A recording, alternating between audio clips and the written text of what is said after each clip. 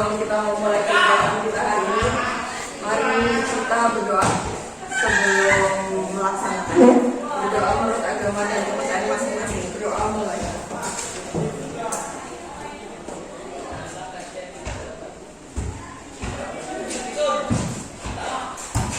Selesai. Oke. Jadi siapa yang tidak hadir hari ini? Oke guys, yang sudah hadir semua, yuk kali ini kita akan belajar tentang teori perkembangan dan pembuatan wilayah. Bahwa wilayah kita masing-masing itu bertumbuh dan berkembang. Coba kalian lihat di wilayah kita sekitar di Senayan itu, apakah wilayahnya itu sama? Tetap kayak gitu dari dulu sampai sekarang, atau dia udah mulai berkembang? Mulai berkembang. Apa yang mau mempengaruhi perkembangan itu? Mengarah kemana? Dasar dari perkembangan itu apakah suka-suka atau ada faktor lain? Kita akan mempelajari itu nanti setelah ini. Oke? Nah, oke. Seperti yang sudah kalian lihat di grup kalian sudah saya share, ada 2 jenis tentang materi kita hari ini dalam bentuk video di YouTube sama isi materi, paparan materi dari sebuah blog artikel. Kalian boleh lihat kalian mau pelajari lewat artikel itu atau mau lewat video itu. Silakan. Tergantung kalian minatnya, aku lebih suka menonton atau membaca. Yuk, saya kasih waktu kalian 10 menit untuk menonton atau membaca tentang teori pertumbuhan dan perkembangan wilayah. Silakan, 10 menit dari sekarang. Cerdas berkarakter itu kita.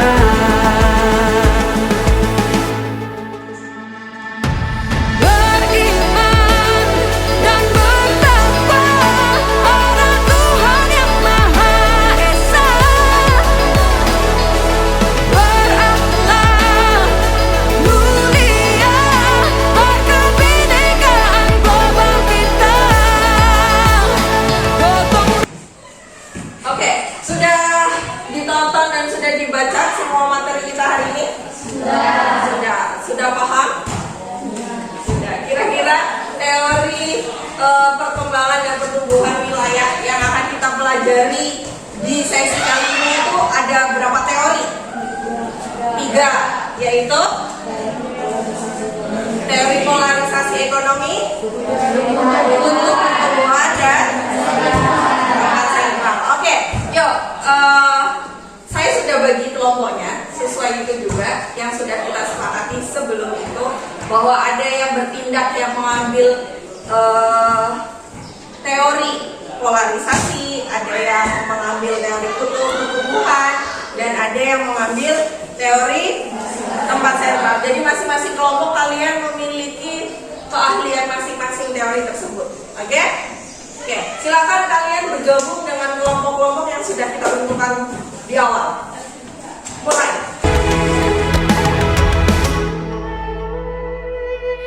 Ayo memilih apa yang kau suka.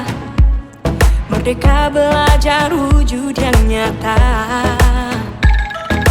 Raih mimpimu juga cita-cita. Generasi emas Indonesia. Profil pelajar Pancasila tanamkan di dalam dada. Profil pelajar Pancasila, cerdas berkarakter itu kita. Penanganannya terhadap perkembangan suatu wilayah.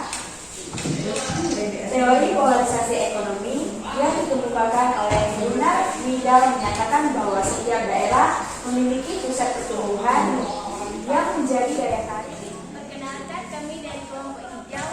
Kami ingin bertanya, menurut Anda, bagaimana upaya yang dapat dilakukan untuk mengurangi dampak negatif polarisasi ekonomi tersebut?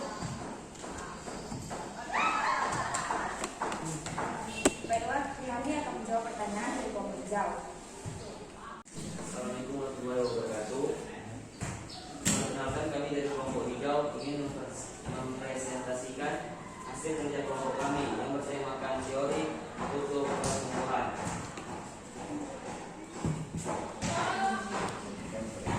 Teman-teman, mari kita nonton video kami dulu ya.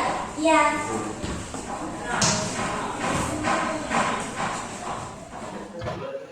Ini bertanya, apa pengertian dari kekuatan sentrifugal dan dampaknya bagi kutub pertumbuhan?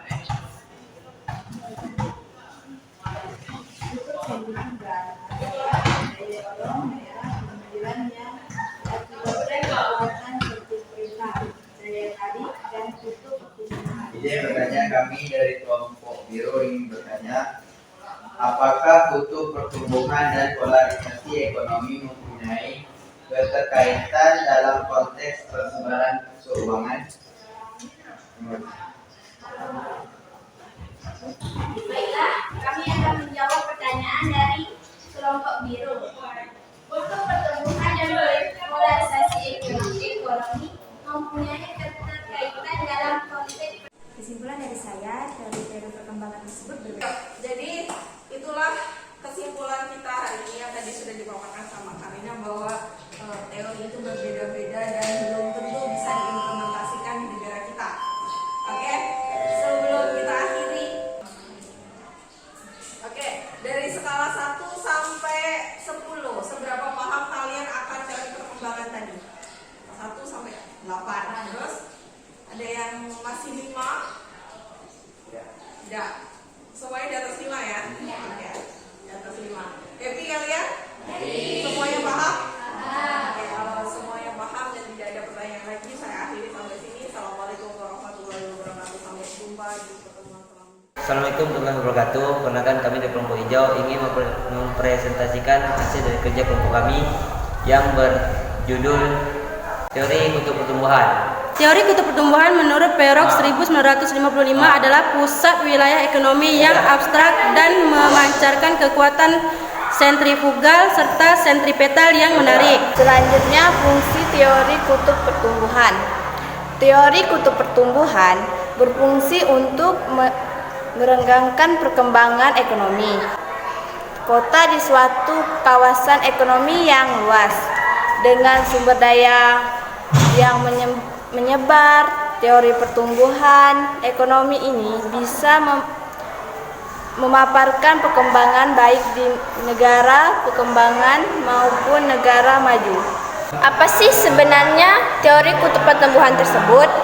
Teori kutub pertumbuhan ini menjelaskan bahwa pertumbuhan suatu wilayah terjadi karena adanya pembangunan industri sebagai inti. Peran terhadap perkembangan suatu wilayah. Teori kutub pertumbuhan menerangkan perkembangan ekonomi kota di suatu daerah yang luas dengan sumber daya yang menyebar serta penyerapan sumber daya yang tertimpang. Apa saja sih karakteristik teori tersebut? 1. Adanya hubungan internal dan berbagai macam kegiatan. 2.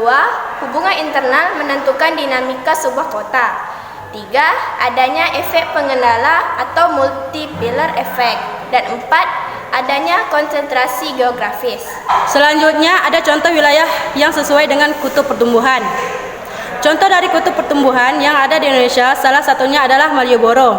Malioboro dikenal sebagai pusat pertumbuhan sekaligus ikon dari Yogyakarta yang perekonomiannya berpusat pada dasar, souvenir, kuliner, dan sebagainya.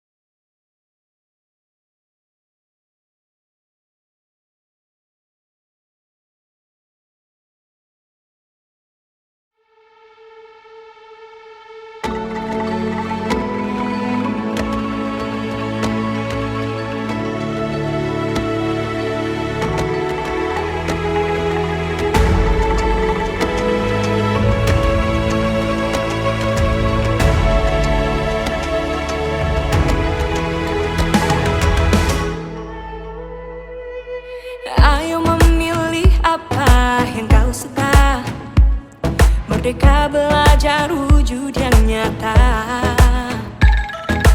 Raih mimpimu juga cita-cita. Generasi emas Indonesia. Profil pelajar Pancasila.